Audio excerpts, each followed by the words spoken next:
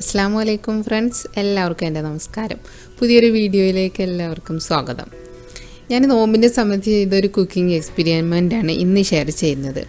നമ്മൾ നോമ്പാകുമ്പം ഫാമിലിയൊക്കെ ആയിട്ട് അങ്ങോട്ടും ഇങ്ങോട്ടും ഇന്ന് എന്താ ഉണ്ടാക്കിയത് എന്നൊക്കെ ഷെയർ ചെയ്യല്ലോ.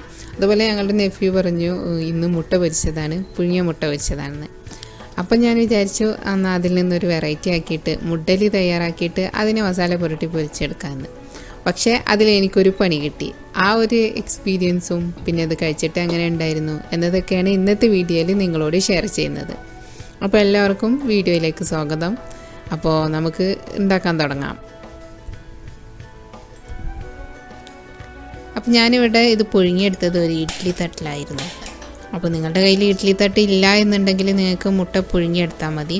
അതുമല്ലെങ്കിൽ ഒരു പാത്രത്തിൽ ആവിക്ക് വെക്കുക. ചെറിയ ചെറിയ ബോൾസ് ഉണ്ടാവില്ല നമ്മുടെ കയ്യിൽ, അതിനകത്ത് എണ്ണ തടവിയിട്ട് അതിലേക്ക് മുട്ട പൊട്ടിച്ചൊഴിച്ചിട്ട് ആവിക്ക് വേവിച്ചെടുത്താൽ മതി. അപ്പോൾ ഞാൻ എന്തായാലും എൻ്റെ ഇഡ്ഡലി തട്ടൊന്ന് എണ്ണ പുരട്ടി എടുക്കുന്നുണ്ട്. ഇതിനകത്തേക്കാണ് ഞാൻ മുട്ട പൊട്ടിച്ചൊഴിക്കാൻ പോകുന്നത്. അപ്പോൾ 6 മുട്ടയാണ് ഞാൻ ഇന്നിവിടെ തയ്യാറാക്കുന്നത്. ആദ്യത്തെ തട്ടിലേക്ക് 4 എണ്ണവും പിന്നെ മുകളിലത്തെ തട്ടിലേക്ക് 2 എണ്ണവും പൊട്ടിച്ചൊഴിക്കുന്നുണ്ട്. കുറച്ച് വലിയ മുട്ട ആയതുകൊണ്ട് ഇഡ്ഡലി തട്ടിൻ്റെ കുഴിയൊക്കെ കവിഞ്ഞു പോയിട്ടുണ്ട്. സാരമില്ല, വേവായതിനു ശേഷം നമുക്കത് എന്തെങ്കിലുമൊക്കെ ചെയ്യാം. അപ്പോൾ എന്തായാലും അടച്ചു വെക്കുകയാണ്. അടച്ചു വെച്ചിട്ടൊരു 10 മിനിറ്റ് കഴിഞ്ഞിട്ട് ഞാൻ തുറന്ന് നോക്കുന്നുണ്ട്. നമ്മുടെ മുട്ടയൊക്കെ ഇവിടെ നന്നായിട്ട് വെന്ത് വന്നിട്ടുണ്ട് കേട്ടോ. അപ്പോൾ ഇനി ഫ്ലെയിം ഓഫ് ചെയ്യാം. എന്തായാലും തണുക്കാൻ വേണ്ടിയിട്ട് നമുക്കിത് പുറത്തേക്ക് എടുത്ത് വെക്കാം. ഇങ്ങനെ താഴേക്ക് പോയിട്ട് വെന്ത് വന്നതൊക്കെ നമുക്ക് എടുക്കാം കേട്ടോ, കളയൊന്നും വേണ്ട. ഇത് എടുത്തു കഴിഞ്ഞപ്പോഴാണ് മുട്ടയുടെ വെള്ള നന്നായിട്ട് ഈ പാത്രത്തിൽ ഒട്ടിപ്പിടിച്ചിട്ടുണ്ട്. ഇതാണ് എനിക്ക് കിട്ടിയ പണി. ഈ വെള്ള കളയാൻ വേണ്ടിയിട്ട് ഞാൻ ഒരുപാട് പാടുപെട്ടു കേട്ടോ. പെട്ടെന്നൊന്നും ഇത് പോകില്ല. എത്ര സമയം വെള്ളത്തിലിട്ട് വെച്ചാലൊന്നും ഇതൊന്ന് അലിഞ്ഞു കിട്ടില്ല. നന്നായിട്ട് സ്റ്റീലുകളിട്ട് ഉരച്ചെടുക്കണം. കുറച്ച് പണിപ്പെട്ട് പാത്രം കഴുകേണ്ടി വരും. അപ്പോൾ ഇഡ്ഡലി തട്ടിൽ വേവിക്കണം വേണ്ടതെന്ന് നിങ്ങൾക്ക് തീരുമാനിക്കാം. അപ്പോൾ ഞാനിതാ മുഴുവനും ഇവിടെ ഡിമോൾഡ് ചെയ്ത് കഴിഞ്ഞു. ഇനി നമുക്കിതിലേക്ക് മസാല പുരട്ടാം. 1.5 ടീസ്പൂണും മുളക് പൊടി എടുത്തിട്ടുണ്ട്. ഇനി 1/2 ടീസ്പൂണും മഞ്ഞൾ കൂടി ചേർക്കാം. പിന്നെ ആവശ്യത്തിനുള്ള ഉപ്പും ചേർത്ത് കൊടുക്കാം. ഇനി ഇതെല്ലാം കൂടി നന്നായിട്ടൊന്ന് മിക്സ് ചെയ്യാം. നിങ്ങൾക്ക് ഇഷ്ടമുണ്ടെങ്കിൽ ജീരകത്തിൻ്റെ പൊടിയോ അല്പം ഗരം മസാലയോ ചേർക്കാം കേട്ടോ. അപ്പോൾ ഇനി ഈ ഒരു മസാല ഇതിലൊന്ന് കോട്ട് ചെയ്തെടുക്കാം. ഇതുപോലെ കോട്ട് ചെയ്തെടുക്കാം. അല്ലെങ്കിൽ നമുക്ക് ഇതിന് മുകളിലേക്ക് ഇത് മസാല മിക്സ് ചെയ്തത് ഒന്നിങ്ങനെ കൈകൊണ്ട് ഇങ്ങനെ സ്പ്രെഡ് ചെയ്തിട്ട് കൊടുത്താലും മതി. ഇതുപോലെ ചെയ്ത് കൊടുത്താലും മതി കേട്ടോ. വെള്ളം ചേർത്തിട്ട് മിക്സ് ചെയ്താൽ മസാലയെല്ലാം പോകുമെന്ന് കരുതിയിട്ടാണ് ഇങ്ങനെ ചെയ്യുന്നത്. സ്പൈസസൊക്കെ ഇത്രേ ബാക്കിയുള്ളൂ. ഇനി നമ്മുടെ ഒലിച്ചു പോയ മുട്ടയുടെ ആ ഒരു തട്ടിലുണ്ടായിരുന്നതാണിത്.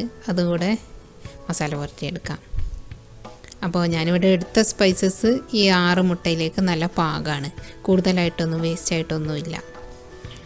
അപ്പോൾ ഇതിവിടെ ഇരിക്കട്ടെ. ഇനി നമുക്ക് ഫ്രൈ ചെയ്യാം. ഞാനിവിടെ ഒരു പാൻ വെച്ച് ചൂടാക്കുന്നുണ്ട്.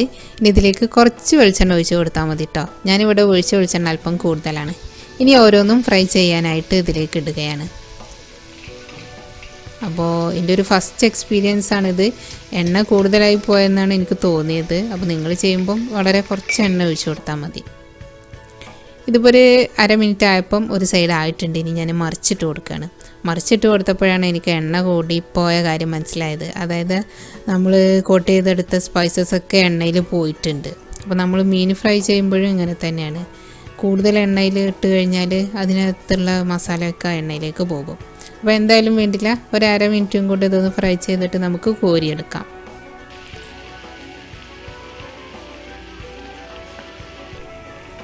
അപ്പോൾ ഇത് റെഡി ആയി കഴിഞ്ഞപ്പോൾ ഞാനൊരു പാത്രത്തിലേക്ക് മാറ്റുകയാണ്. സ്പൈസസൊക്കെ ഒരുവിധം എണ്ണയിൽ പോയിട്ടുണ്ട്. സാരമില്ല, നമുക്കത് ഇതിൻ്റെ മുകളിലേക്കൊന്ന് ബ്രഷ് ചെയ്ത് കൊടുക്കാം. അപ്പോൾ തെളിഞ്ഞ വെളിച്ചെണ്ണ ഞാൻ മറ്റൊരു പാനിലേക്ക് മാറ്റിയതിന് ശേഷം അതിന് താഴെയുള്ള മസാല ഇങ്ങനെ ഈ ഇടിമുട്ടയുടെ മുകളിലൊന്ന് ബ്രഷ് ചെയ്ത് കൊടുത്തിട്ടുണ്ട്. അപ്പോൾ അന്ന് തന്നെ നിങ്ങൾക്ക് വേറെ എന്തെങ്കിലും കുക്കിങ്ങിന് ആവശ്യമുണ്ടെങ്കിൽ ഉപയോഗിക്കാം കേട്ടോ. ഞാനിവിടെ മീൻ ഫ്രൈ ചെയ്യാനായിട്ടാണ് വെളിച്ചെണ്ണ എടുത്തത്. അപ്പോൾ നിങ്ങൾ റെഡിയാക്കുമ്പം കുറഞ്ഞ എണ്ണയിൽ പൊരിച്ചെടുത്താൽ മതി. അതായത് ഒരു പാനിലൊന്ന് ബ്രഷ് ചെയ്ത് കൊടുക്കുന്ന അത്ര എണ്ണ മതിയാകുമെന്നാണ് എനിക്ക് തോന്നുന്നത്. അപ്പോൾ എന്തായാലും ഇഡ്ഡലി തട്ടിൽ വേവിച്ചുകൊണ്ടുള്ളൊരു റെസിപ്പി ഇനി ഞാനൊരിക്കലും ചെയ്യുന്നില്ല. കാരണം അത് കഴുകിയെടുക്കാൻ ഒരുപാട് പ്രയാസമാണ്. അപ്പോൾ ഇനി മുട്ട പുഴുങ്ങിയതിന് ശേഷം വേണമെങ്കിൽ ഇതുപോലെ ഒന്ന് പൊരിച്ചെടുക്കണമെന്ന് കരുതുന്നുണ്ട്.